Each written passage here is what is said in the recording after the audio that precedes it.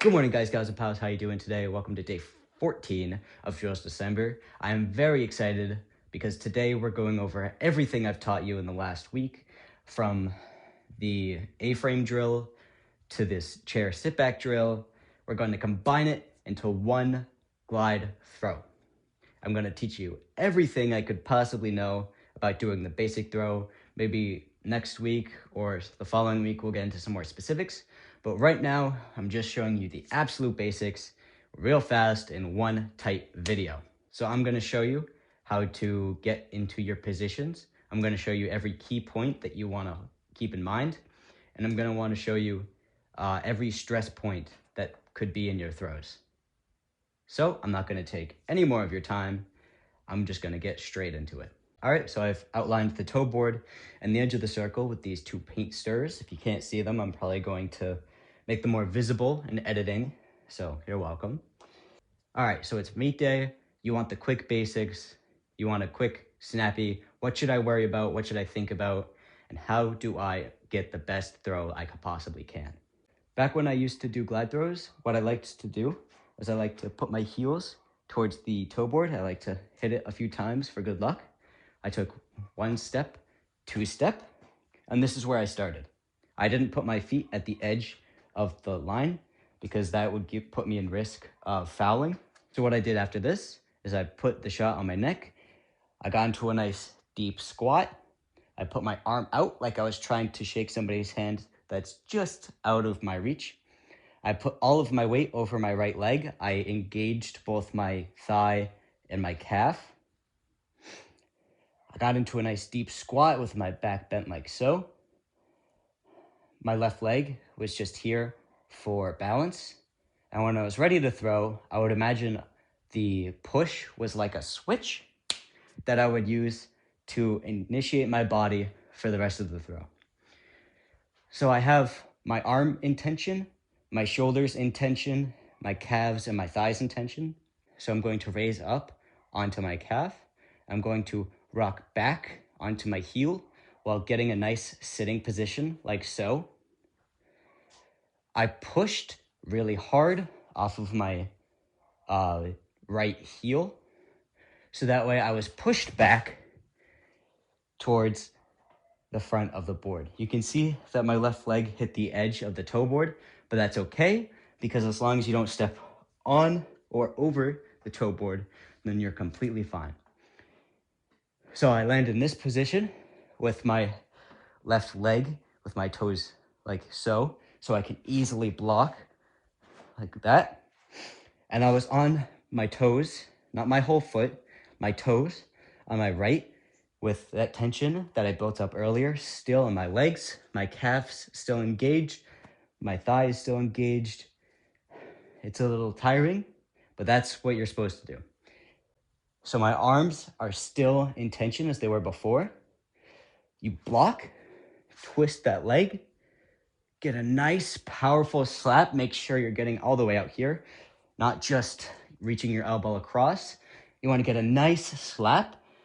And then from here, you're going to push like hell off of your legs, while at the same time pulling in with your left and pushing out with your right as hard as you can, making sure that your thumb is downwards like so, and that all 4 of your fingers are nice and closely together behind the shot put.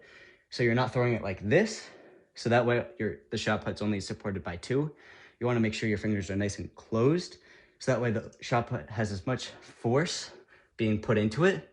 And that force isn't being diverted into 1 or 2 fingers because that's really going to hurt. So I'm going to start again. Get those 2 bangs for good luck. 1 step, 2 step. Get into a nice deep squat. Put your arms in tension. Put your leg in tension. Use your left leg for balance. I'm not doing this because this is a very unrepeatable motion. I'm introducing a lot of new stress and probability that I don't want in my throw. Currently, I know a lot of people who like to do that, but it's a very unrepeatable motion and you're just swinging your leg back with no rhyme or reason, and that can be a very bad habit that will be expressed later, and it'll take a lot of time to fix. So what I like to do is just ignore that tendency to want to generate that quick, fast, and easy motion. And I'm just going to rely on my legs, my core, and my upper body. So while it may be tempting to use that method, I personally wouldn't recommend it because it can lead to bad habits and unrepeatable motions. And the last thing you want to do is add unnecessary uncertainty into your throw, because that makes it so much harder to analyze a throw and be like, what the hell happened? Why did that go so wrong? Or what the hell? How did that go so far?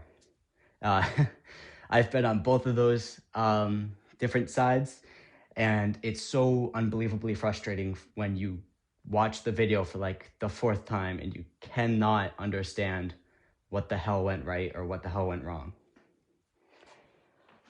Anyway, enough about that rant. 1 step, 2 step. Get into a nice deep. You're gonna want to be deeper than you think, because honestly, if you go by what you think you should do, you're gonna end up being like this. And this isn't as deep as we want. We want to get a nice, strong base right about here. You're gonna feel it in your butt, your thigh, your calves, and you're gonna feel it in the arches of your feet. So you're gonna get up onto your toes. My left leg is just for balance. If I wanted to, I could pick it up whenever I want to. I'm not leaning back like this. All of my weight is over my right. So from here, I'm going to pop up a little bit and then get into a nice seated position as I rock back onto my heel. And from here, I'm going to leap backwards like so. You can see here that my toe is in the right position. My leg is facing towards you guys. And then from here, I'm going to block and twist at the same time, engage my core, slap to the fullest, turn my hips open. So the hips are going to go from here facing you guys to turning them and facing them forward. So you're going to slap, open the hips, reach in with your left and push out with your right, and push off with your right leg. So from the beginning, I'm going to run through all of the tips I've taught you so far. So in order to get used to the standing position, put your feet together like so. Bring them out a little more than shoulder width apart. Get all of your weight onto your right leg. Squat so that way your back leg touches the floor. Get yourself nicely wound up so that way your chest and your hips are facing the back of the circle. Now that's the standing throw. Now for the glide, you're going to start with your feet right next to each other. You're going to put all of your weight onto your right. My left leg is just for balance. You're going to get up on your tippy toes and then rock back onto your heels and just put your leg backwards behind you. That's the A-frame drill. Now from there, we're going to quickly snag our foot. By pushing off our heel, we're going to get it under our center of mass, so that way I can still pick up my left leg. Now from here, this is just the standing drill. So you block and twist your right leg at the same time. You're going to slap and open your hips at the same time. And you're going to pull in with your left, push out with your right arm, and push off with your right leg at the same time. You can see I'm getting a nice high angle. I'm aiming here. I'm not aiming down here. I'm not getting my back arched over when I throw like so.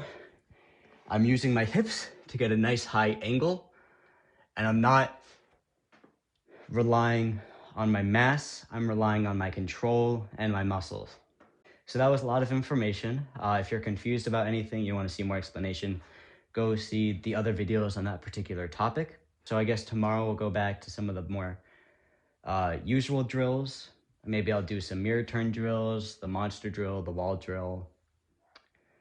But for now, I just wanted to wrap up everything that I've been teaching you guys so far. I know it was a little bit of pain because a lot of those videos were very repetitive. So in this video, I just wanted to be straight to the point again and again, just from point A to point B, what you want to do, what you want to focus on, what you want to watch out for. I know that that can be hard for some people.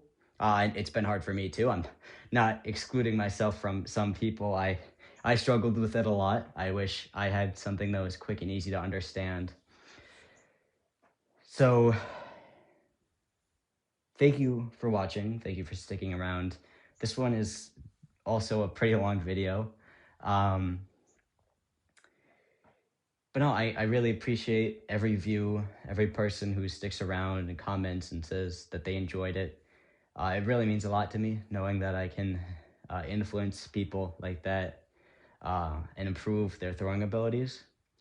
A lot of the times my throwing advice is unwarranted, so having that advice being sought out is an incredible feeling. I feel so helpful, and I owe it all to you guys. And there's been days where I've been like, oh, I have to make another video. I really don't want to do that.